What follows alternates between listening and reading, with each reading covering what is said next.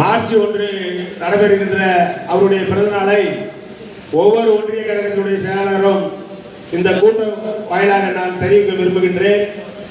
நீங்கள் இன்றைக்கு நீங்கள் தெரிவிக்க சொல்ல வேண்டும். அதுபோல் நகர கழகத்தில் இருக்கின்ற செயலாளர் ஒவ்வொரு வார்டிலும் இருந்தாலும் சரி, அதே போன்று நகரத்தில் மாநில நிர்வாகிகள் கலந்து கொண்டு அதை நாங்கள் சிறப்பாக நடத்தி தருவோம் என்பதற்காக தான் இந்த ஆலோசனை கூட்டம்.